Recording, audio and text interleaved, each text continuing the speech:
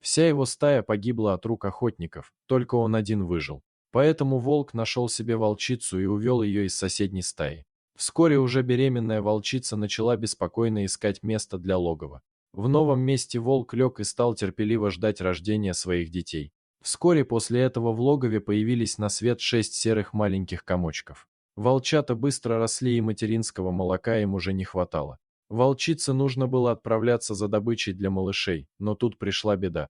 Неведомая болезнь начала убивать малышей. Они умирали у нее на глазах один за другим, а она ничего не могла сделать. По ночам волчица долго и протяжно выла, оплакивая своих детей. У нее остался всего один волчонок. Волчица понимала, что скоро лишится своего последнего малыша.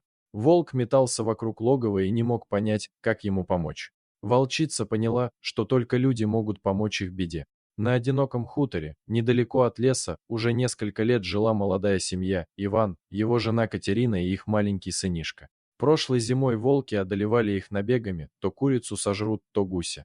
Потом охотники уничтожили волков, и на хуторе пару лет было спокойно. Но сегодня ночью все изменилось. Катя смотрела в окно и не понимала, что происходит. Через поле прямо к их дому бежал волк и нес что-то в зубах. Сердце женщины чуть не разорвалось от страха. Иван стоял с ружьем на крыльце и целился. Что это у него в зубах? Пронеслось в голове у Кати, и тут она все поняла.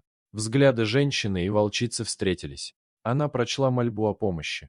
Волчица аккуратно положила на траву своего малыша и отошла в сторону. «Иван, опусти ружье, она нам ничего не сделает. Она пришла за помощью». «Катя, ты о чем? Это волки, они опасны. Ты что, забыла, сколько бед они натворили на нашем хуторе?» Кричал Иван, но женщина не сдвинулась с места, она закрыла собой мать-волчицу и ее малыша.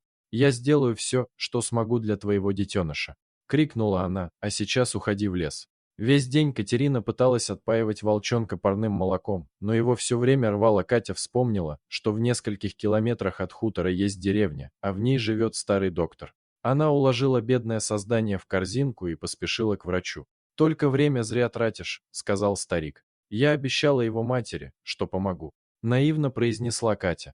Доктор взял в руки вялое тельце волчонка и ушел с ним за шторку.